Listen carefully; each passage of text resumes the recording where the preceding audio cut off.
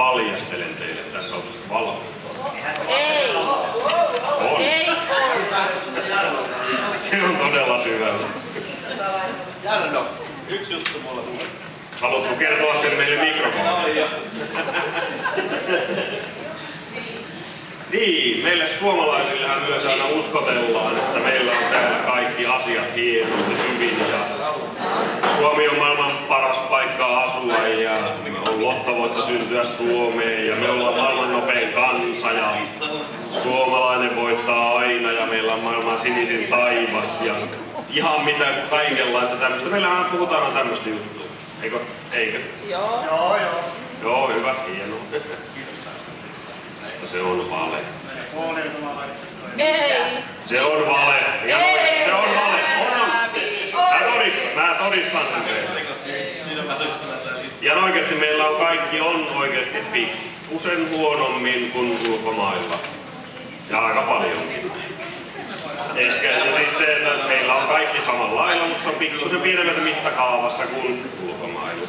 Me ollaan aina vähän sellainen, että ulkomaat on tuolla, me ollaan vähän maailman nopein kansa. Kuka muistaa pikamatkolla voittaneen suomalaisen urheilijan 100 metrin miesten pikajuoksussa? Onko yhtään? Muistaako kukaan nimeä? Leo-Pekka Tähti, juu, kyllä, mutta niin ihan ilman mitään ilman rullia, niin ei. Hän on käsillä tehnyt tämän, mutta jaloilla pelkästään ei ole. Niin. Maailman nopein kansa, meitähän mainostettiin kauheasti. Me ollaan maailman nopein kansa. Sitten kun ei ollut kuin Heikki Kovalainen ainoastaan, niin sitten sen jälkeen kun se vähän joutui paskempaa talliin, niin sehän muuttui, että maailman nopein Heikki.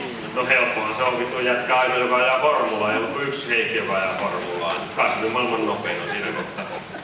No eipä sitä käynyt enää ne ajelmassa missään, no ei siinä mitään. Mutta hyvinhän meille sitten sanotaan, että me pärjätään moottoriurheilussa, kun meillä on talvi ja kaikki paskakkelit sun muut. Mutta kummasti, katsokaa lehtiä. Montako kertaa talvessa lukee, että keli yllätti autoilijat, talvi yllätti autoilijat. Aina saatana kolareita, nelostia täynnä. Kehä 3, Kehä 1, kaikki saatana kehät, niin se on 10-15 autokolareita joka talvi. Ja me ollaan maailman paras kansa ajaa. No en tiedä, onko Heikki ollut siinä. Mutta sen mä voisin sanoa, että muista lottovoittoa saapua Suomeen. Se, että jos sä tuut Suomeen jostain muuta kuin oisit suomalainen. Koska ihan luotettavista lähteistä saamiemme tietojen mukaan me olemme Annen kanssa molemmat käsittääksemme, molemmat Suomen kansalaisia, suomalaisia. Ja meillä ei ollut edes varaa yhteen tämmöisen suomenruotsalaistyyppisen henkilön ohjelmanumeroon, jonka olisi tälle tilalle pitänyt tulla tähän kohtaan johonkin. Et siihen se lottovoiton olisi tarvittu. Ja kun ei meillä ole rahaa. Ja me ollaan suomalaisia, niin meillähän on kaikki pikkusen huonommin, niin kuin yleensä ulkomailla. Niin senhän huomaa nyt tässäkin, että täällä on vähän tämmönen huonompi ohjelmanumero, niin kuin yleensä. Ja se suomalainen voittaa aina, eikö se ole kauhean itsevarma se lause, että suomalainen voittaa aina? Ja me voittaa aina kaikessa saatana. Niin mun mielestä sekin on niin vanhalta liittolaiselta pyydetty se.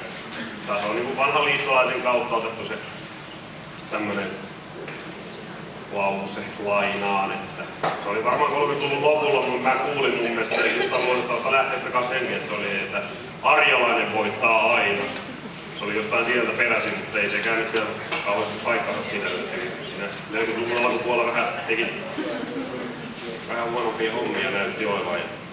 Että kyllä niin mun mielestä sen takia, että pitäisi päivittää näitä kaikkia sanontoja ja muuta. Että nykyään voisi olla, että on lottovoitto syntyä Kreikkaan ehkä, ja kreikkalainen voittaa aina. Ja sitten tämmönenkin, mun mielestä nykyään on sellainen sanontakin nykyään, että on selvää pässinlihaa. Mistä nykyään voi tietää, että onko se pässinlihaa, kun nykyään on näitä kaiken maailman lihajuttuja, että on hevosen lihaa siellä ja täällä. Niin mun mielestä ei sitä voi sanoa varmasti, onko se pässiä vai